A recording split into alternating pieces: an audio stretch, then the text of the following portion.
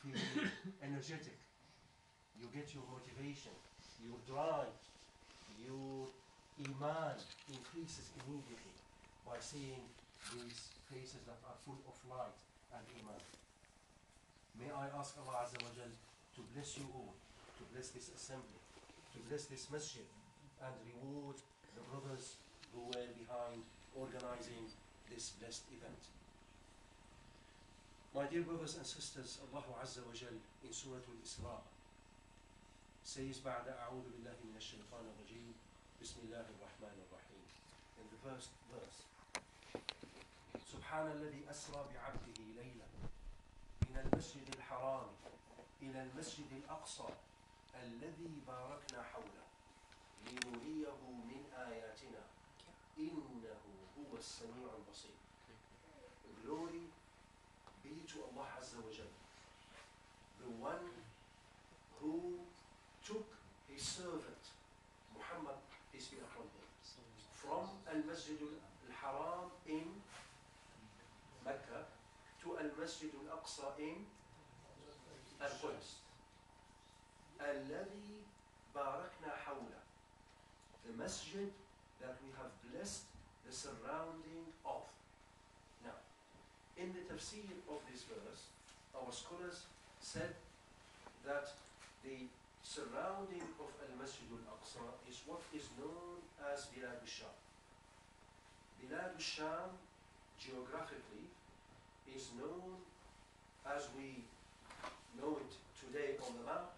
Number one, of course, occupied Palestine, where our central issue is Al-Masjid Al-Aqsa, where our hearts are, where our attention is, where our ultimate aim will always be in freeing up the land of Palestine.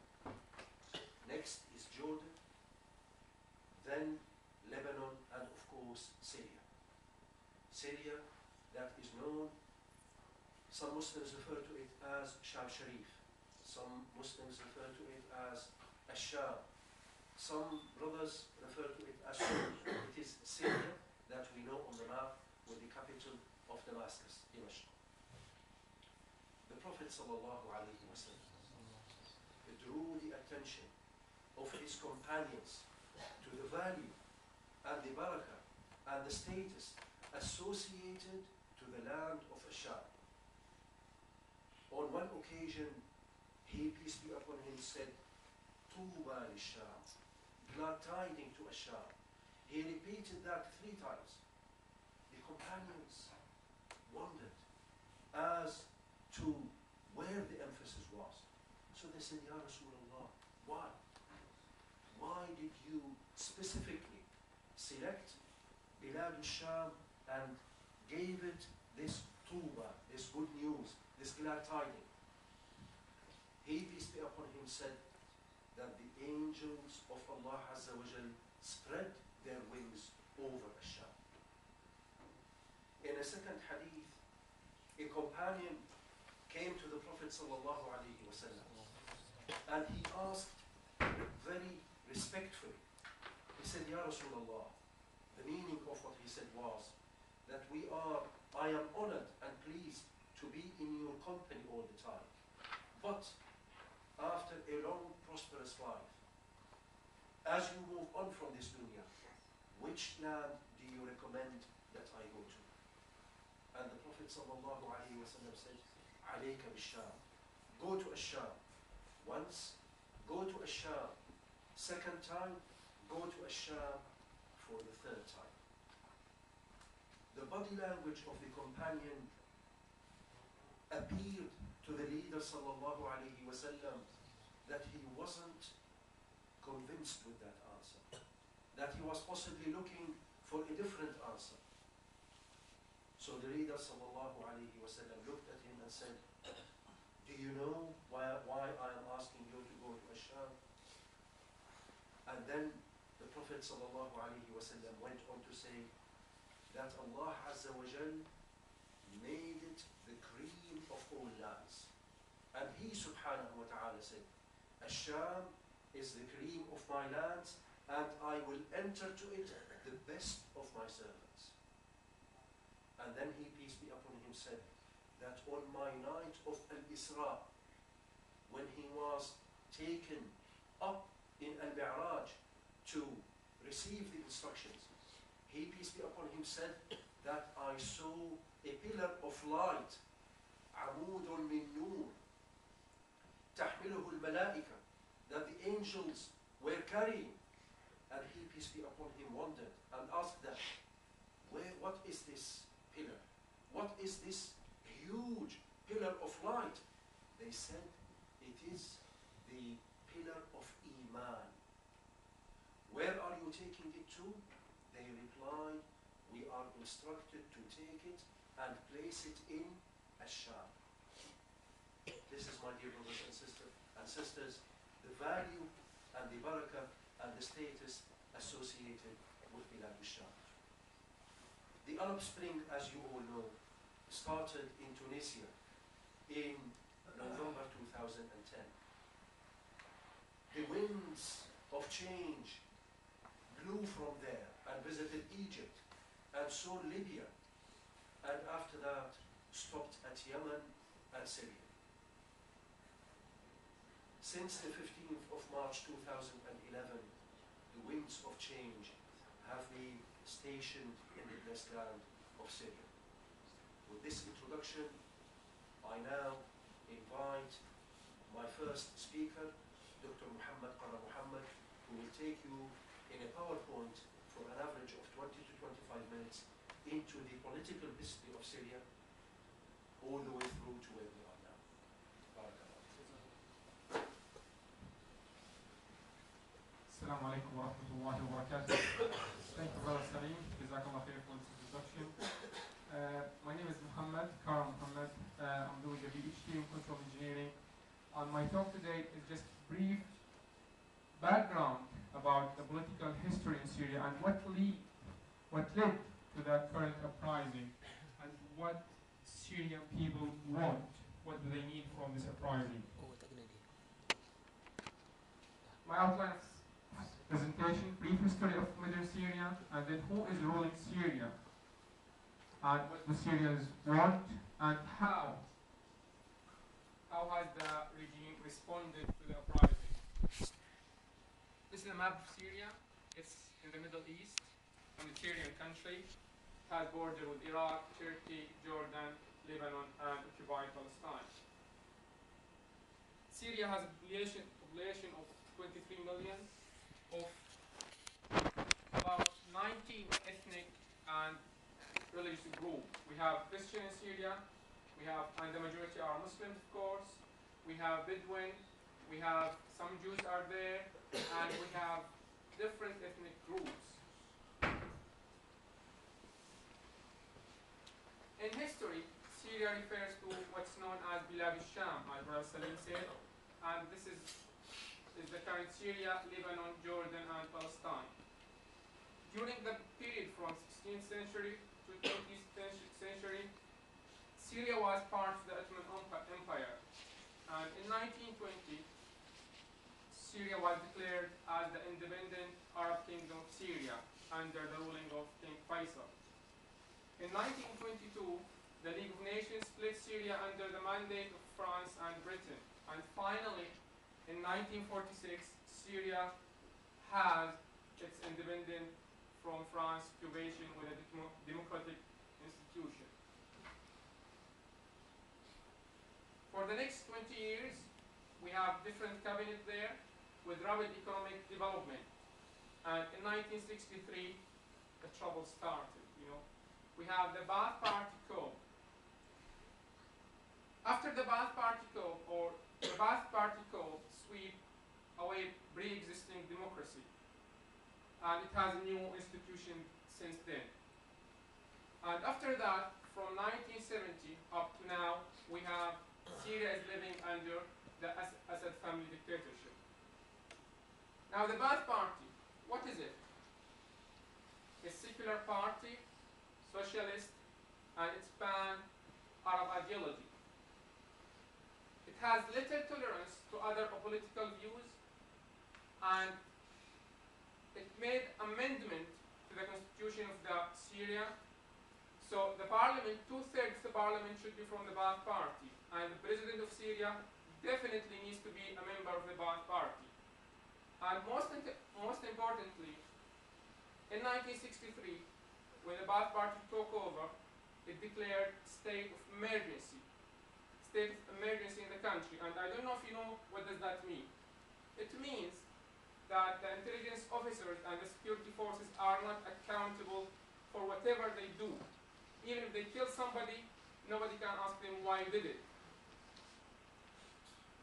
Also, the Kurds, which are the Syrian largest non-Arab minority, were treated as the second-class citizens under the Ba'ath Party. Within the Ba'ath Party period, in 1970, Hafez Assad coped against his colleagues in the Ba'ath Party. He was a member of the Ba'ath Party, but he took over in 1970. And his achievement, what he did, he maintained the state of emergency, and he made new amendment to the constitution, led that to the all authority, all power is within his hand. So he controlled the Ba'ath Party, he controlled the administration, the authority of the country, and most importantly, the military and the intelligence. He ruled the country, he ruled Syria from 1970 up to 2000 with an iron fist, literally with an iron fist. During his period, like in 1979 and 1982, there was an uprising. And the cost of that uprising was felt also. 40,000 people were dead. And the regime cracked down the uprising with a leader of his brother. This is Rifat al-Assad, this is the Hafez Assad president, brother. And these pictures were taken from Hama. Hama was the center of the uprising at that time. And people of Hama paid huge and high cost because of their uprising. This is the Grand Mosque of Hama, and look, before and after. They destroyed the whole city. 40,000 people from one city were killed at that time. Now, in 1994, the father started to prepare his son, even though it's a republic country. We are not a kingdom. Syria is not a kingdom, it's republic. But the father decided that his son will be after him. So in 1994, the father started to prepare his son, Bashar al-Assad, who is the current president of Syria now, to be next president. He pushed him to the army and pushed him to front lines. He introduced him to foreign countries, to the public, to the media, and also he put him in the lead of the security and military system. 2000, Hafez died, and Bashar al-Assad became the president of Syria. At that time, he was about 34 years old, and the constitution.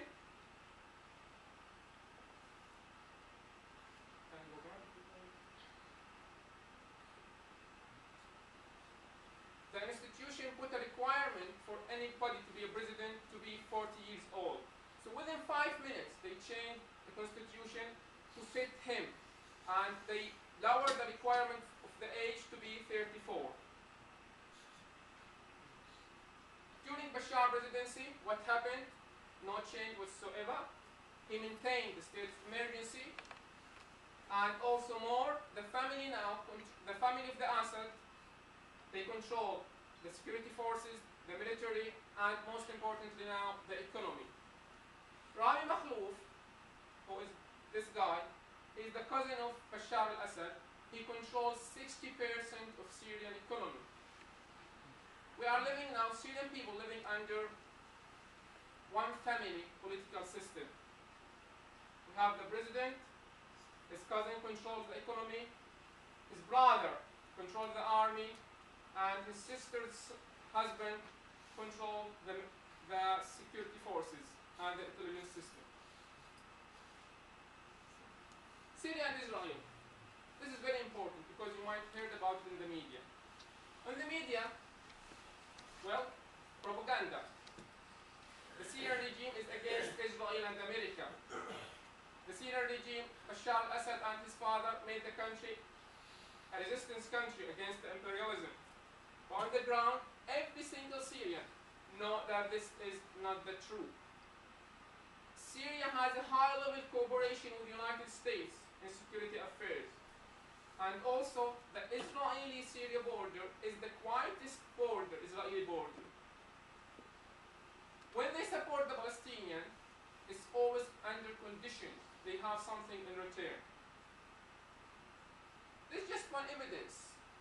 In May 2011, some Palestinian and Syrian people crossed the border between Syria and Israel.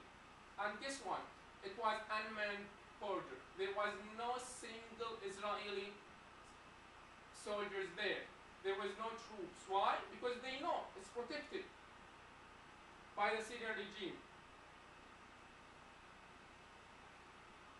So the fact that Syrian people are living under suppression, injustice, humiliation, and there is a thirst to justice and freedom.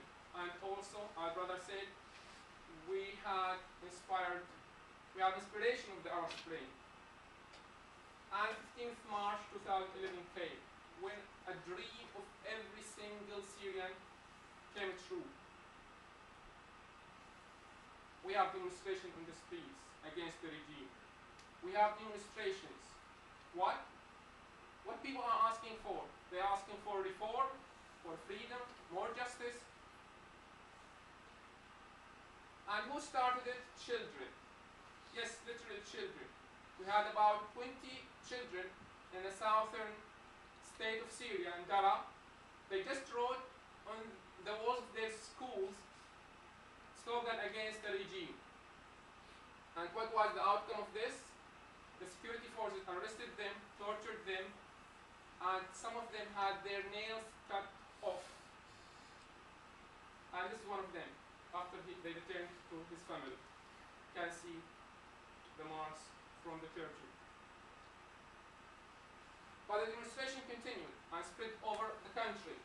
We have women, children, from all religions, Muslims, all ages, non-Muslims.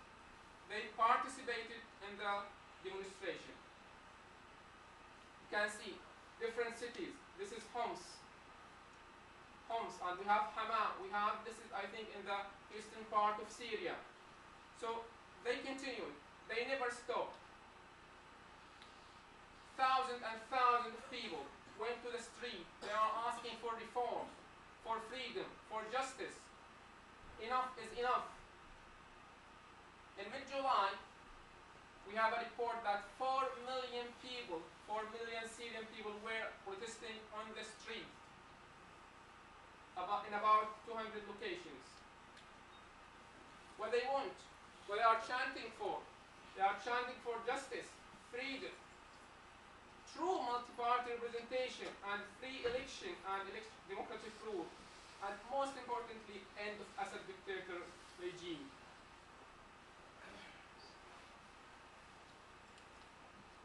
Well, what was the end of the story? Of course not. How has the regime responded? Brutally trying to crack down all representation. Every single person in the street demonstrating is a target for the security forces. Shooting people in the street, killing, arresting, bombing cities. And they made also Syria one big prison. There's no media is allowed.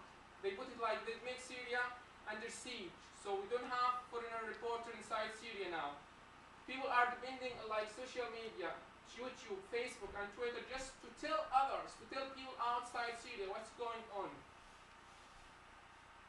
You can see, these are some arrested people. They are just putting them and standing on their bodies. Can you see there? This is arms, tanks. The tanks of the Syrian army is bombing the Syrian cities. We have daily martyrs and killing of about 50 to 70 people. This is not Abu Ghraib in Iraq. This is not in Afghanistan, actually this is Syrian prisoners. This is how they treat Syrian prisoners in the prisons. This is how they treat them.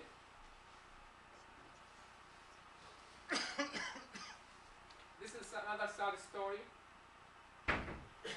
This is a teacher who was working in Saudi Arabia when he came back to Syria for a holiday because of the bear. Of course, he's a target, you know. They told him, you are a terrorist, you are a fundamentalist. And then they tortured him and sent him back to his family, a dead body. And you can see how the cities become target and the goals for the Syrian bombs and tanks. Another disturbing images. Mosque also. They were very disturbed by the calling of Adhan in one of the cities, so they targeted the minaret of the mosque and they destroyed it. And this is their slogans. The Syrian, not the Syrian actually, the regime forces, they are writing in one of the mosques, they damage the mosque and they wrote, Assad is the god of Syria, so don't worship but him. Astaghfirullah. This is their beliefs, this is what they defend.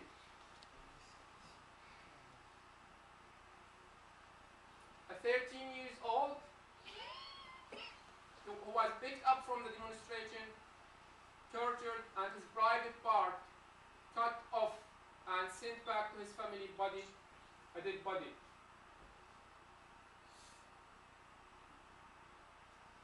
A singer, also because he sang a song, a famous song against Al-Assad, against the regime. He was killed by cutting off his throat.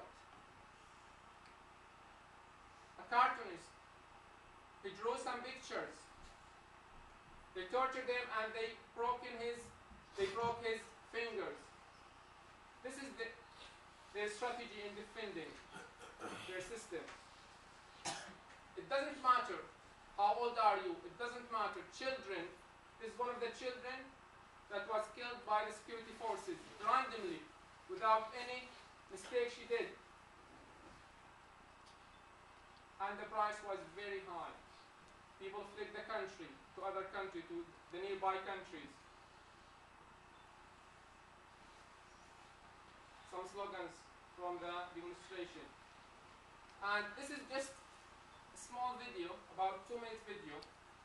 It's taken in 14th of February, it's very recent, to show you the life of one of the cities that is active in the demonstration and how the regime is trying to stop the demonstration. There is trying to put an end to this uprising. Please run.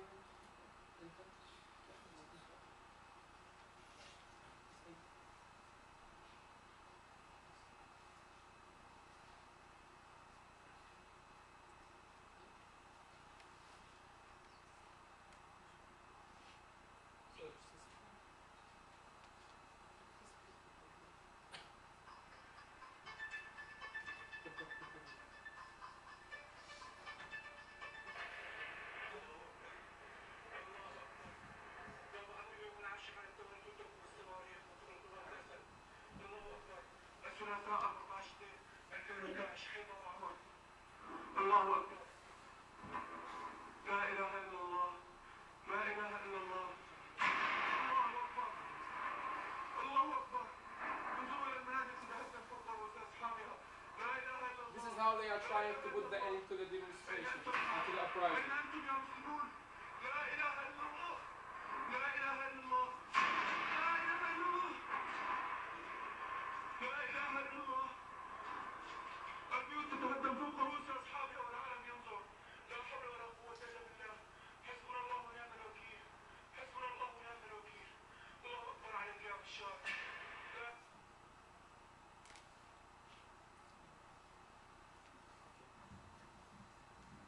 The price so far is confirmed death of 8,000 people, 8,300 people, and 500 of them are children, and about another 500 are women. 35,000 people are injured, and we have in prison about 20,000. And another 20,000 are fled the country to other countries like Turkey, Jordan, and Lebanon. And the situation continues.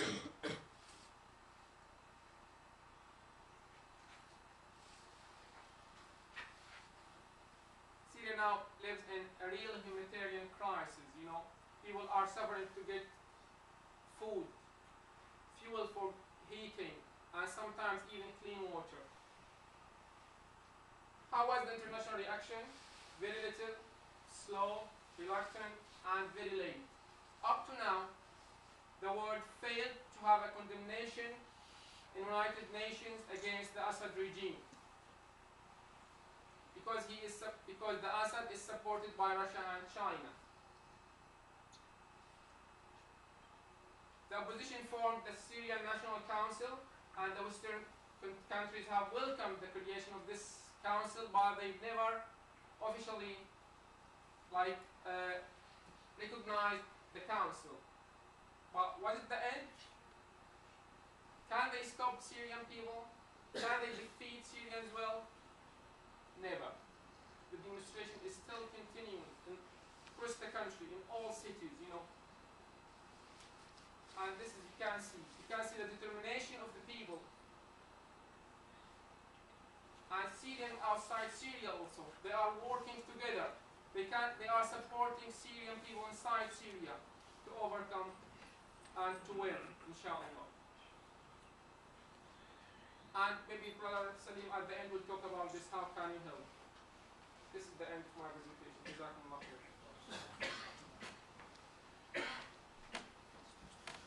Allah reward you, Dr. Muhammad, for the very meaningful and powerful presentation.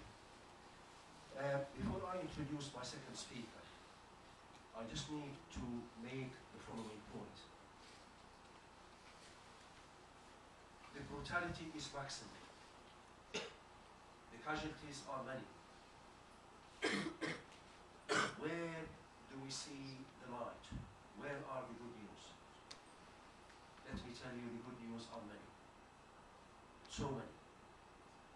Number one, with the help of Allah Azza wa Jal, Syrians have managed, like their Arab and Muslim brothers and sisters, they have managed to break the wall of fear. Syrians are no longer afraid of the dictator. Before the revolution started, I will not exaggerate if I tell you that in Syria, if three people met in one of their houses with closed windows and doors just like this one, they wouldn't dare criticize the regime. They used to say that if you look through the mirror and you see your own shadow, you should question yourself whether that shadow is a representative of the secret police. That was the level of fear. That fear has now gone, and bi-idhnillah Azza wa Jal, it has gone for good. So that's the first piece of good news. Second piece of good news is the way people came back to Allah subhanahu wa ta'ala. You know Dar'a that Dr. Muhammad referred to in the south of Syria? Reality, brothers, is that before the revolution started, many people in there, regrettably,